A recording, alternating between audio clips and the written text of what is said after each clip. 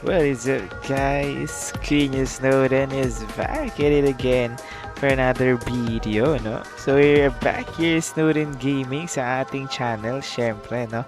So for today's video, guys, we're going to tackle about the patch notes and kung ano nga ba yung mga changes na nangyari from the recent updates and maintenance na nangyari sa Sino. So, I think all of you are aware naman na nagkaroon tayo ng maintenance and nagkaroon ng sobrang daming changes with all of our Sinos, no? So, I think maraming sa inyo ang nabulabog ang meta. Nabulabog ang lineup, no? So, ano pang iniintay nyo mga kapatid? So, simulan na natin. Let's go! What is up mga kapatid? So, unang-una na sa ating listahan, syempre ang tropa nating si Guardian na madalas nating ginagamit. So, based sa patch notes na kanilang nirelease, unang-una nating itatakel ay ang Dome. No? So, nakalagay dun sa patch list nila, yung Dome is mas pina-strengthen siya. No? Nakalagay dun strengthen. No? So, yung cooldown niya before is 2, ngayon 1 turn na lang, no? So mas mabilis na natin ngayon magagamit yung Dome, no? So mas may spam natin siya. That is useful dahil yung Dome, guys, is nababawasan niya yung critical. Hindi lang nababawasan kasi hindi talaga maki-critical yung damage nung kalaban sa'yo. Sumunod dyan is yung Omega, no?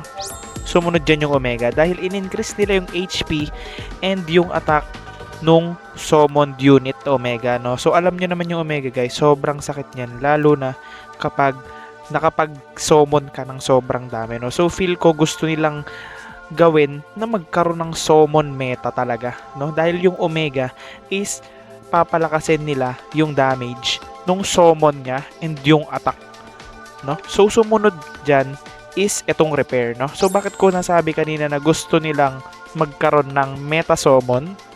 Dahil dito sa repair, no? So makikita nyo yung repair kasi nag-heal yan ng 145 HP on all of our summoned units.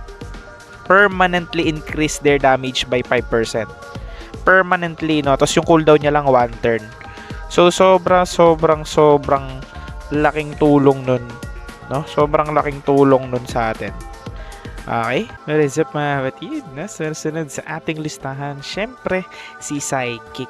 So makikita na sa patch nila na ang daming pinalakas rin sa mga cards ni Psychic, no? So based sa recent patch nila, nakalagay dito yung Little Magician is na-strengthen, no? So na-increase yung HP ng Little Magician, pare, no? So sobrang goods na goods. So matchy siya doon sa update na ginawa nila kay Guardian.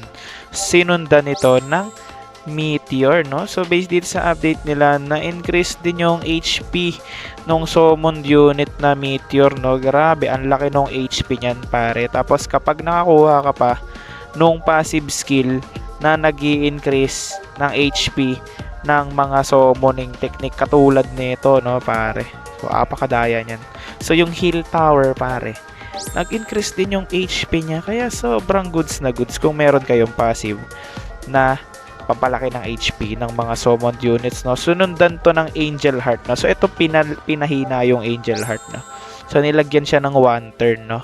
Dati kasi 0 turn siya, no. So siguro ang lakas nito kasi before against sa mga grappler, no. So alam nyo naman si grappler, guys, talagang suntok talaga si Psychic kay grappler dahil talagang mati-critical lahat ng tira niya. Napakasakit, pare. Okay, so syempre hindi magpapahuli si Kuya mong Breaker, pare, no? So napakarami ring na-strengthen kay tropang Breaker, pare ko. Yun ang una na dyan is yung Overcyclone niya, pare, no? So nakalagay dito, amplify the damage effect, no? So mas na-amplify yung damage effect niya, no? So expect na mas sasakit pa yung damage niya, no? Sinundan ng Catastrophe. Ito, pare, medyo pinahina. Nakalagay dito, lower the damage effect and change the cooldown from 0 to 1, no? So nilagyan lang rin siya ng 1 turn cooldown para hindi rin siya gaano mas spam. So sunod na ang Summon Eater. So yung Summon Eater adds an effect that allows action on the turn when summon, no? So talagang pagka summon mo pa lang sa kanya pare, talagang gagalaw na. Gagalaw na agad pre. This unit can act on the turn when summoned, no? So talagang kakainin niya na yung mga summoning technique mo, no? So binuff nila yung mga summon ng Psychic and ng Guardian. Pero binuff din nila yung Summon Eater ng Breaker para hindi rin naman sobrang mag-dominate yung mga summoning technique nila, no? Sinundan niya ng Warcry pare. Yung Warcry pare, nagdagdag sila ng effect na mag-increase yung speed, no? So dinagdagan nila yung speed netong Warcry, no? So alam niyo naman si Breaker guys, no? So mabagal yan dahil ang bigat ng espada niya, kaya ang bagal niya. Madalas siya yung dulo sa turn, madalas. So kaya siguro binuff nila yung Warcry para pwede niyo siyang gamitin to change the mechanics or to change how the game flows, no? Dahil mag-a-advance kayo sa turn. Okay, next one is yung Soul Bite. No, dito sa Soul Bite pare, adds an effect to critical hit against summoned units, no? Talaga namang anti summon, malala na talaga si Breaker, no? Talagang number 1 anti summon dahil nilagyan na nila ng critical yung Soul Bite against summoning technique. Talagang apakasakit pare ko.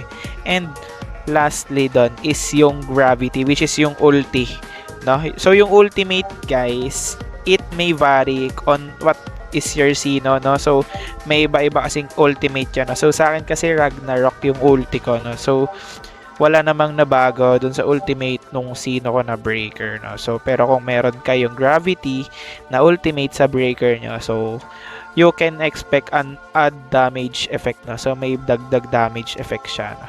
So ayun lang muna for this video mga kapatid. Kita-kits tayo sa part 2 ng ating patch notes update.